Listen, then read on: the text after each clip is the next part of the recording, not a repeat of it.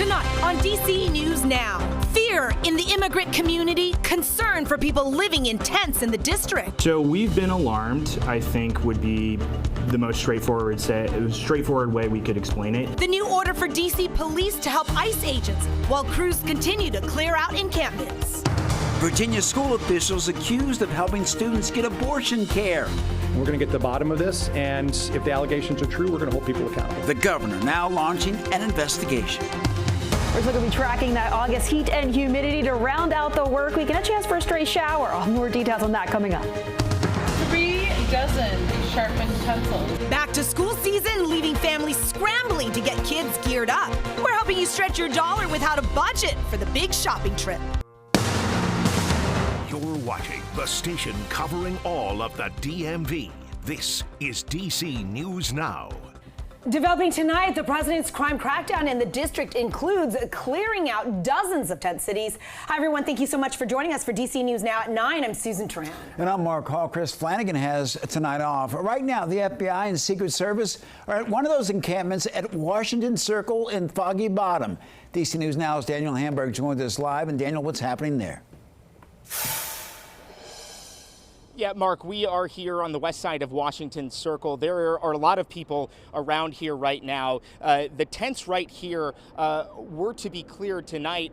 That's why the FBI and Secret Service agents have showed up. If we pan over to the left, just across the street over by this GW building, you can see there are more than a dozen FBI agents as well as Secret Service here. Now, some representatives from some local legal firms representing the homeless here were going back and forth with those officers, those federal agents over there, because of the fact that on these tents over here, if we walk this way, you can see that there is a notice from the Department of Health and Human Services in DC that was put here today, the 14th, and it said they had until the 18th to clear out. So that is where a lot of this confusion is coming from, because there are agents on the ground here right now that presumably have planned to clear these people out. So there are a lot of people here wondering what is going to happen. We know this morning there was an encampment cleared with about 11 tents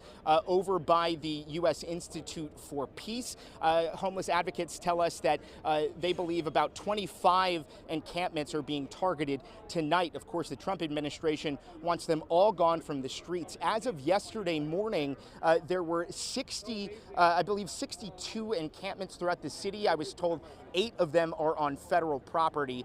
So this is what we are going to be seeing, presumably over the next few nights, is a lot of law enforcement presence trying to clear these people out. And the woman who lives in one of these tents behind me told us earlier, just a few minutes ago, that she is not a criminal. She does not have any mental health problems, but she does not want to be kicked out tonight because she has all kinds of stuff that she needs to gather. So we are hearing from a lot of different people who this is affecting. We did talk with Jess, and we did talk with, if we can cue up the soundbite, with Jesse Rabinowitz, who is with the National Homelessness Law Center. This is what he has to say about what the Trump administration is doing. Their entire goal is to make it a crime to be homeless in our nation's capital. But 200 beds is a start, but about 900 people sleep outside in D.C. There's still not enough beds for people to go. There are not enough mental health treatment options for people. It seems like the only option for a lot of people is jail tonight.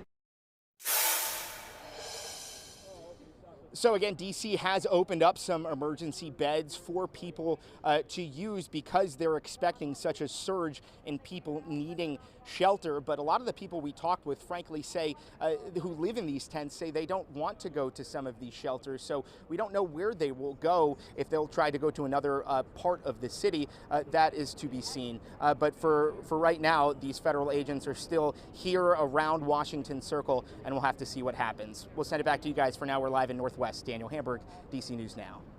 Of uncertainty there, Daniel. Thank you. The National Guard seen at Union Station with at least 4 Humvees parked along Columbus Circle, and even more troops have been spotted along the National Mall. An Army spokesperson saying that they're out there to be more visible and present, and they are not armed. And this, as we are learning, there is a new agreement between DC police and immigration officers. Susan, it's raising questions. Which agencies have what types of powers and what you can do if you're stopped.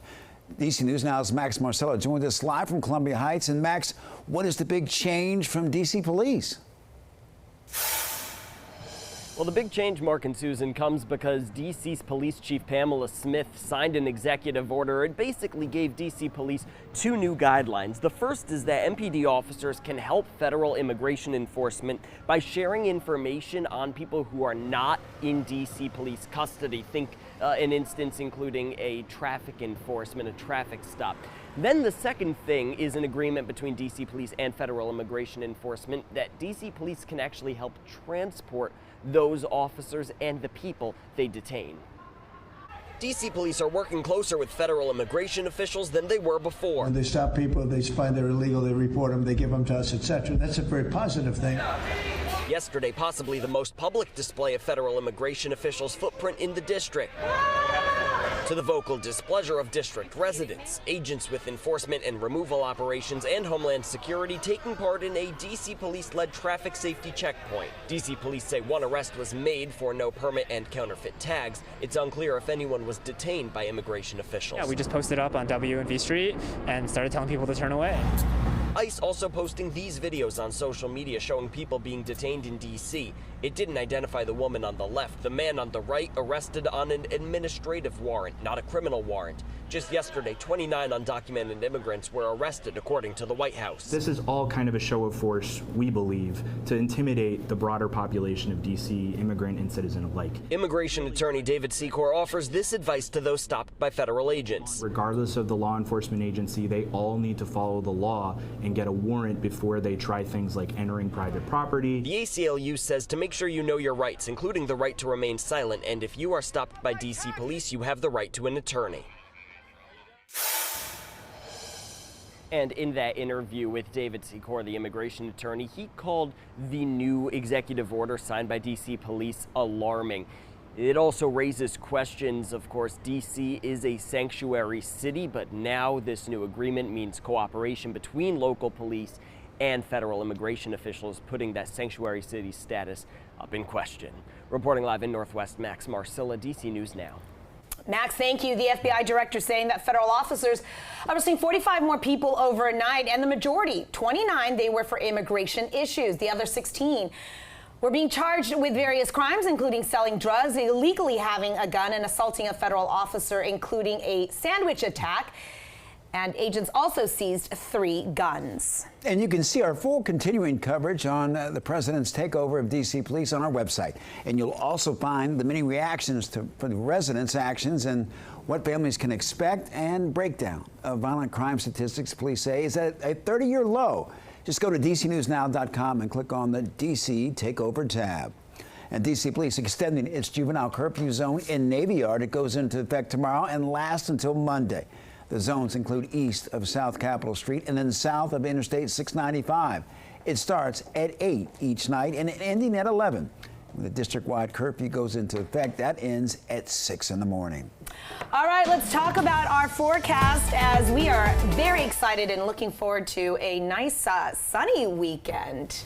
Yeah, I think a lot of people are excited, for that, but not necessarily the heat, though. Yeah, that heat, though, and the humidity. Sticking I know. around, huh? Yes, and Mark is always asking about the humidity, too. So need to make sure to point that out, that, yeah, it's going to feel much more like August out there over the next several days. That radar out there right now, thankfully, any of those thunderstorms we had earlier are continuing to exit down towards our south. We're tracking those drier conditions in the wake of some of those thunderstorms that we had earlier, and that was associated with this cold front that's continuing to move its way farther south and east, and that will stall just down towards our south for the day tomorrow. Tomorrow, though, still a chance for a stray thunderstorm out there, so not completely dry, but we're also going to be tracking mainly dry conditions for much of your Friday. Temperatures out there right now still very warm at this hour. We're into those upper 70s to right around 80 degrees at this 9 o'clock hour, and we also have those higher dew points, so very humid out there at this point. Overnight lows back in the upper 60s to lower 70s. That humidity sticking around through the overnight tonight and into tomorrow morning's commute. We're talking about partly cloudy conditions to start off for your morning commute on Friday. Just watch out for any areas that we do see some patchy dense fog early tomorrow morning before that fog does lift its way out. But like I mentioned, tomorrow afternoon, very seasonable with high temperatures right near 90 degrees, humid, and that chance for a stray thunderstorm or 2. But the latest on that weekend forecast, look at towards the rest of that 7-day coming up in just a few minutes. All right, Jackie, thank you. In Virginia, school officials accused of helping students get abortion care. Now the governor is calling for an investigation. They're looking into a situation that happened at Fairfax County School back in 2021. DC News Now's Randy Bass has the latest. And one teacher we talked to today from Centerville High School says she has been trying to sound the alarm on this to school officials, school administrators for years. Plus, we had the chance to ask the governor himself about these allegations today. Governor Youngkin announcing that Virginia State Police investigation Wednesday into allegations that Fairfax County school officials had arranged for minors to get abortions without parental consent and with the help of public funds. I thought it was important for us to have a criminal investigation, and that's why I've asked the state police to get involved directly. The Bureau of Criminal Investigation is the best in the Commonwealth, and we're going to get to the bottom of this, and if the allegations are true, we're going to hold people accountable. Virginia law requires at least one parent's consent or a judicial bypass before a minor can receive abortion care.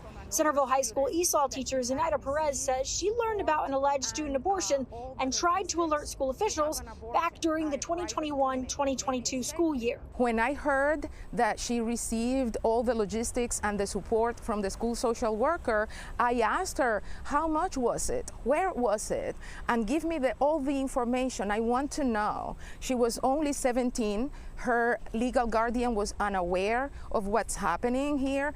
Perez says she's tried multiple times to get those answers from administrators, sharing this letter to the school principal with DC News Now, signed and dated 3 years ago. I couldn't believe it. I had to digest it, but I told the school principal about the situation and he didn't do anything. But in reality, what he was doing was covering everything up. Now, we asked for comment from Fairfax County Public Schools today. They shared this statement with us saying, in part, we are fully prepared to cooperate in the state police investigation into these 2021 allegations. As this is an ongoing personnel matter, we are unable to comment further at this time. And this story is still developing, and we'll bring you new details as we learn them. In Falls Church, I'm Randy Bass, DC News Now. 4 people arrested accused of stealing thousands of dollars worth of items from a Charles County store. Now, investigators are sharing these images of some of the things that were stolen. They say 4 people used shopping carts and were just clearing shelves of purses, jewelry, lighters from this shop in Waldorf last Sunday. And they say one suspect is accused of stealing more than $20,000 worth of stuff from the same store on a different date. All 4 are now facing multiple charges, including running a shoplifting ring. Coming up on DC News Now, a frightening night for several Maryland families when someone opens fire on an apartment building. Investigators are now searching for 4 suspects. And the costs are going up for manufacturers, and that will likely mean that you're going to have to dig deeper into your pockets. We're going to go over the numbers. Ahead at 9:30, President Trump's crime crackdown on the district looking more like immigration raids, the latest agreement between DC police and ICE agents.